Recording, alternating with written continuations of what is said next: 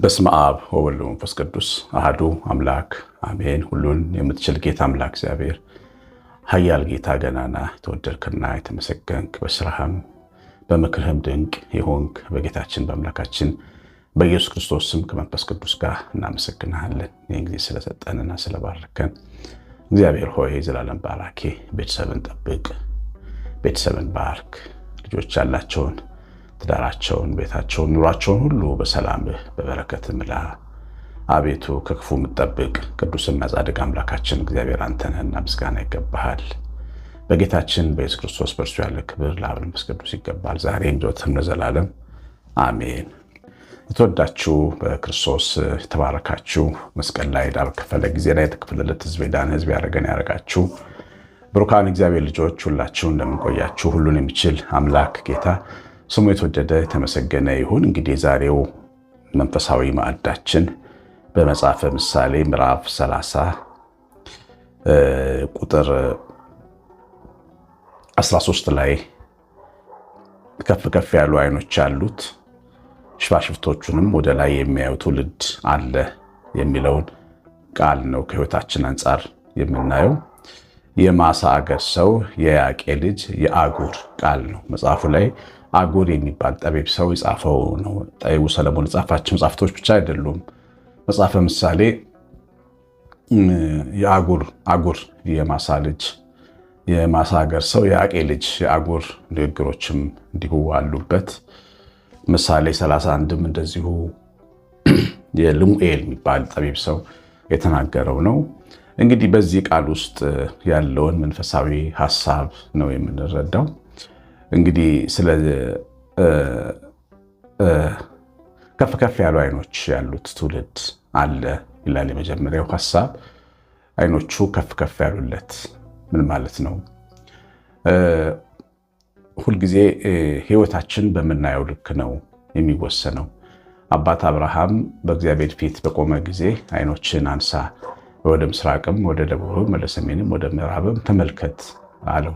ያን ሲለው አብርሃም ዞሮ እስከ አድማስ ዳርቻ ድረስ ወደ ተባሉት አቅጣጫዎች ከፍ አድርጎ ዓይኖቹን ተመለከተ እና ምን አለው? እግዚአብሔር ያየኸውን ሁሉ እሰጥሃለሁ አለው። እና አብርሃም ትንሽ አይቶ ቢሆን ትንሽ ይወስድ ነበር። አብርሃም ግን እስከ አድማስ ማዶ እስከ ጤግሮስ ወንዝ ዳርቻ ድረስ የተመለከተ ስለነበረ ርስቱ የሚሰፋለት ታሪኩ በምድር ላይ እስከ አድማስ የሚወጣለት የእምነት አባትና ምስክር ለመሆን በቃ። አብርሃምን ትልቅ ያደረገው ዓይኖቹ ናቸው። ዓይኖቹ በጣም በትልቅ ነው የሚመለከቱት። የአንድ መንፈሳዊ ሰው የህይወት ደረጃ ልኩ ዓይኖቹ ላይ ነው የሚወሰነው። አንዳንድ ጊዜ እኔ እንደ ከሌ ብሆን ደስ ይለኛል የሚሉ ሰዎች አሉ። በጣም ትንሽ ምኞት የሚመኙ አሉ። አጠገባቸው ቤተሰባቸው ውስጥ ባሉ መንፈሳዊ ሰዎች ልክ ራሳቸውን ይመዝኑ አሉ።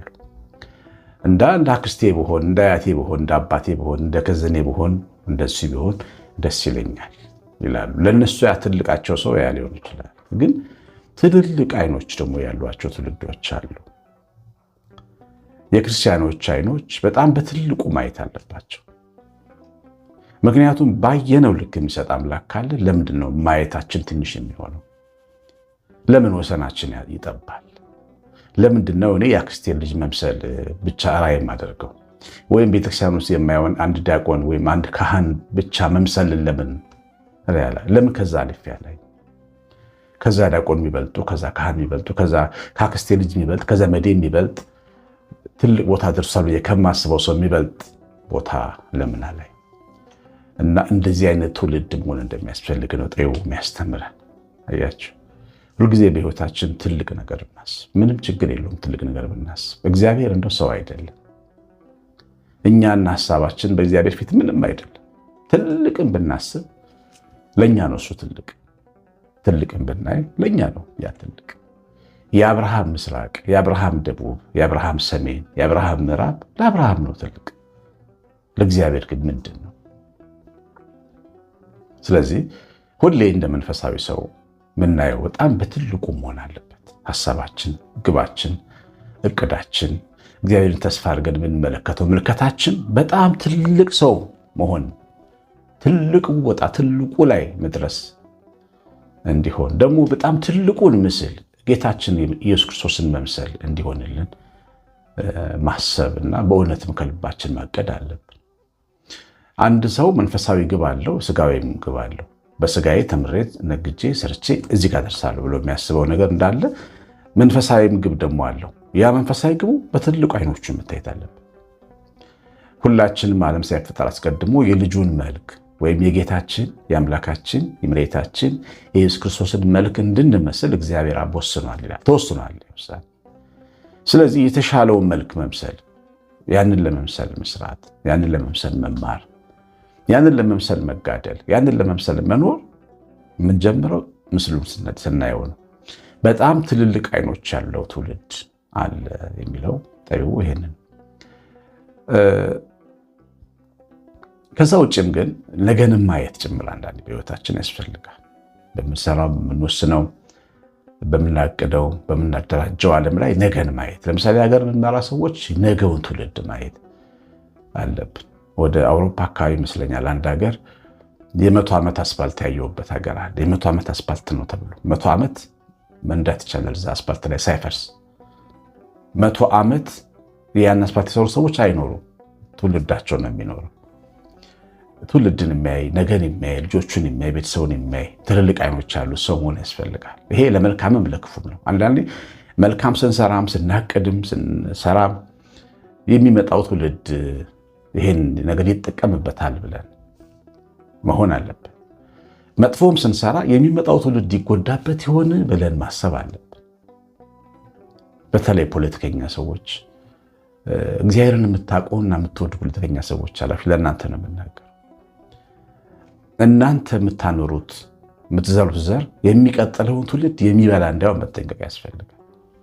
ዛሬ በስሜት የምናደርገው እያንዳንዱ ነገር ነገ ዋጋ ሊያስከፍለን ይችላል። ትናንትና የነበሩት አባቶቻችን ዋጋ እንዳስከፈሉ ማለት ነው። አሁን እኛ ሀገራችን ያልተረጋጋች ሀገር እንድትሆን ያደረገው የዛሬው ትውልዶች እንዳይመስላችሁ፣ የትናንትናዎቹ ነገን ያላዩ ትውልዶችም ውጤትም ጭምር ነው። ሁልጊዜም አይኖቻችን ትልልቅ መሆን አለባቸው። የቤተክርስቲያንን መሪዎች ስናስተምር ስንሰራ የሚቀጥለውን ትውልድ ታሳቢ ማድረግ ያስፈልጋል። ትልልቅ አይኖች ያላቸው ሰዎች መሆን አለብን። ለሚቀጥለው ትውልድ የሚሰራ አገልጋይ ያስታውቃል። ለዛሬ ብቻ የሚሰራም አገልጋይ ያስታውቃል። ይሄ ንግስ ላይ አስተማሪ ሰባኪዎች አሉ። በቃ ንግስ ላይ አይዘጋጁም፣ ይሄዳሉ፣ ታስተምራሉ ሲባሉ የሚያውቁትን ታሪክ በየዓመቱ የሚያስተምሩ ሰዎች አሉ። እንደሱ አይነት አስተማሪዎች፣ አዘጋጆች፣ አገልጋዮች መሆን የለብንም። የሚቀጥለው ትውልድ በንግግሮቻችን፣ በትምህርቶቻችን፣ በምናቀርባቸው መንፈሳዊ ሀሳቦቻችን እየተመራመረ የሚማርበት ያን ከባድ ዘመን የሚያልፍበት ነገር መቶ ያስፈልጋል። እንዲህ አይነት ሰዎች ጥቂት ካሉ ሊበቃ ይችላል።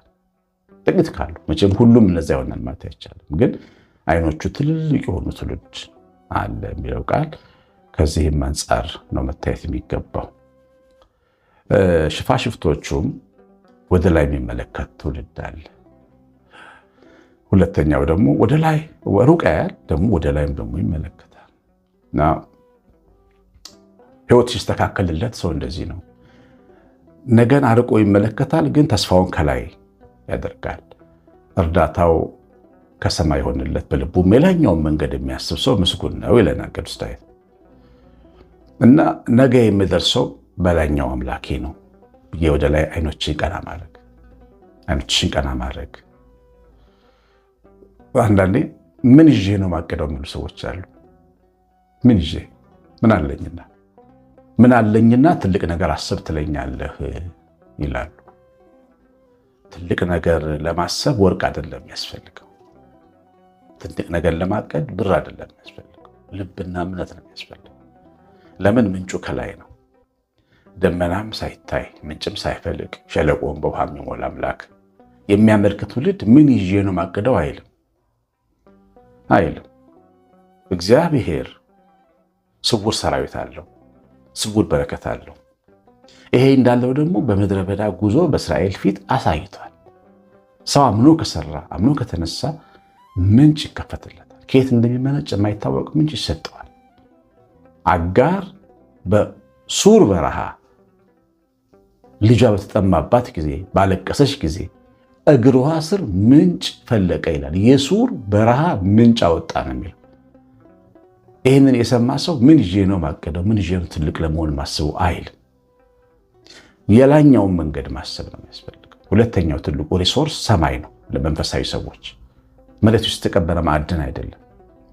መሬት ውስጥ የተቀበረ ጥበብ ብቻ አይደለም። በሰማይ ላይ ያለው ኃይል ነው። የሰው ልጆች መንፈሳዊ ኃይላችን፣ ግብአታችን፣ ሪሶርስ እግዚአብሔር ላይ ያለን እርግጠኝነት እና አይኖቻችን ወደ ላይ መነሳት አለባቸው። ብዙ ጊዜ ትልቅ ሰው ለመሆን ወደ ተራሮች አይተናል። ዳዊት እንዳየው አይኖችን ወደ ተራራ አነሳው። ወደ ትልቆቻችን አይተናል። ወደ ትልቅ ዩኒቨርሲቲዎቻችንም ገብተናል።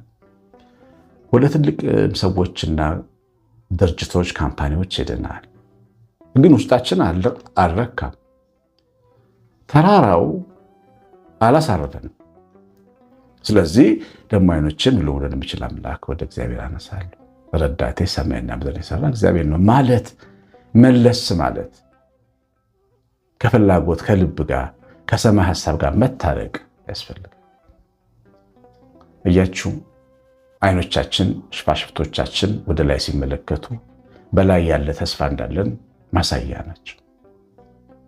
ወደ ላይ መመልከት ያስፈልጋል። አብርሃም በሰዶም ንጉሥ ፊት የተናገረውን ቃል ላስታውሳችሁ። የሰዶም ነገስታት ተመተው ተወግተው ምርኮ ተደርገው እንዳለ ዘመዶቻቸው፣ ቤተሰቦቻቸው ሎጥን ጨምሮ ሀገራቸውን ዘርፈው ወርቃቸውን ብራቸውን ይዘው ሄዱ። 5 ነገስታት። አብርሃም ሄደና ተዋግቶ ከ5ቱ ነገስታት ምርኮን ይዞ መጣ። የሰዶምን ወርቅ፣ የሰዶምን ብር፣ የሰዶምን ሰዎች ሎጥን ጨምሮ ይዞ ሲመለስ የሰዶም ንጉሥ ተቀበለውና ምን አለው? ሰዎችን ስጠኝ፣ ወርቁን ብሩን ግን ውሰድ አለው። ምክንያቱም አንተ ተዋግተህ ነፍስን ሰጥተህ ነው ያመጣኸው አለው። አብርሃም ምን አለ? ውሰድ ወርቅና ብርህን። እኔ አይኖችን ወደ እግዚአብሔር ያነሳው ሰው ነኝ፣ እጆችን ወደ ላይ የዘረጋው ሰው ነኝ። አበለጸኩት ትለኛለህ እና ወርቁን መለስልህ። አብርሃም የላኛው በረከቱ የላኛው የአምላኩ ስጦታ በምንም ነገር እንዲህ በከበረ ወርቅ እንኳን እንዲሸፈን አልፈልግም። እያችሁ እግዚአብሔርን አምላኩን ተከላከለ። ተመልከቱት። አሁን ይህን ወርቅ ቢወስድ ይህንን ብር ቢወስድ ኖሮ የሰዶም ንጉሥ ምን ይለዋል? የእኛን ወርቅ እኮ ወስዶን ሀብታም የሆኑ በምድራችን ነው የሚለው። ስለዚህ በከነዓን ምድር የሰዶም ወርቅ ይነግስ ነበረ፣ የእግዚአብሔር ስም ይረሳ ነበረ። አብርሃም ያን ወርቅ ወስዶ ቢሆን ኖሮ ጉልበቴ ነው የባረከኝም ነበር። ምርኮ ማርኬ ግዳይ ጥጌ የሰበሰብኩት ገንዘብ ሀብታም አደረገኝም ነበር። እግዚአብሔር ይረሳ ነበር። እና ይኸውላችሁ ሽፋሽፍቶቻችን ወደ ላይ ቀና እንዲሉ ሁልጊዜ መፍቀድ አለብን። ከሰማይ ጋር እንዳንገናኝ የሚያደርገን በረከት እንኳን ቢሆን ገደል ሊገባ ይገባል። በረከት እንኳን ቢሆን ወርቅና ብር እንኳን ቢሆን። በጣም ብዙ ወጣቶች አላችሁ ወደ ሰይጣን አምልኮ የምትጋበዙ ሚዲያ ላይ ይመለከታለሁ። ወርቅ ይሰጣችኋል፣ ገንዘብ ይሰጣችኋል፣ በየዓመቱ በእናንተ ልክ የሚያማልል ብር እንደሚሰጣችሁ ይነግሯችኋል። ሽፋሽፍቶቻችሁ ወደ ላይ እንዳይነሱ፣ አይኖቻችሁ እንዲታወሩ፣ ጎንበስ ብላችሁ እንድትኖሩ፣ ባሪያ እንድትሆኑ መኖ የሚያቀርብላችሁን ይህንን ዓለም እንዳታምኑት። አይኖቻችሁ ወደ ላይ፣ ሽፋሽፍቶቻችሁን ወደ ሰማይ ቀና ማለት ሁልጊዜ ያስፈልጋል። እግዚአብሔርን አምናችሁ ድሃ ሁኑ። እግዚአብሔር ቃል ይላል በኃጥአን ድንኳኖች ከምቀመጥ ይልቅ በእግዚአብሔር ቤት እጣል ዘንድ መረጥኩ። ተጥዬ በረንዳ ላይ እንደሚተኛው ድሃ ምስኪን በኖር መርጣለሁ። ዳዊት በእግዚአብሔር ፊት መጣል ይሻላል። በእግዚአብሔር ፊት መጣል ግን የለም። ቢሆን እንኳ ክብርን አጥቶ ተዋርዶ ከመሞት ይልቅ በእግዚአብሔር ፊት መጣል ይሻላል። እንዳትታለሉ፣ በፍጹም ገንዘብ እንዳታለላችሁ፣ የሰዶም ወርቅ እንዳታለላችሁ። እግዚአብሔር ልጅ እና አይኖቹን ሸዋሽፍቶቹን ወደ ላይ ቀና የሚያደርግ ትውልድ አለ የሚለው አምላካዊ ተስፋ በልቡ ተሸክሞ የሚኖር ትውልድ አለ። እዛው ሰማይ ስትመለከቱ ሰማያዊ ዓለም ነው እንዳያችሁት። ቀና ስትሉ ሰማያዊ ዓለም ነው። አምላካችን ግን ልባችን ውስጥ ነው ያለው። እኔ ግን ንጉሴን በልቤ በውስጥ የሾምኩት ወደ ሾምኩት አምላክ ነው ቀና የምለው። በሰማያት ይኖራል ብዬ የማምነውን ትልቁን አባቴ ነው ተስፋ የማደርገው ብሎ ማመን ያስፈልጋል። በማይታየው ዓለም ውስጥ ትልቅ ኃይል አለ። እኛ በማንገምተው ሁኔታ ሰዎችን ስሜታቸውን የሚረዳና የሚያግዝ መንገዳቸውን የሚያቀና ሾካቸውን የሚያነሳ ኃይል አለ። ሰውን ከአፈር ከትቢያ ማንሳት የሚችል ኃይል ሰማይ ላይ ረዳቱ እግዚአብሔር የሆነለት ሰው ምስጉን ነው። በልቡ የላይኛውን መንገድ የሚያስብ ሰው ላይ ስታየው ሰማያዊ ነው። ከሰማያት በላይ ግን ትልቅ ንጉሥ አለ። እሱን ተስፋ ማድረግ ያስፈልጋል። እግዚአብሔር ይባርካችሁ። የሰማነውን በልቦናችን ጻፈልን። እግዚአብሔር ቸርነት ይነታችን እመቤታችን ረድኤት በረከት የመላ ጥበቃ አብሮን ይሁን። ትምህርቱ ላይ ኮሜንት ስለምትሰጡ እግዚአብሔር ይባርካችሁ። ላይክ ስለምታደርጉ ቀሲስ አሸናፊ ገብረ ማርያም ነኝ። ሰላም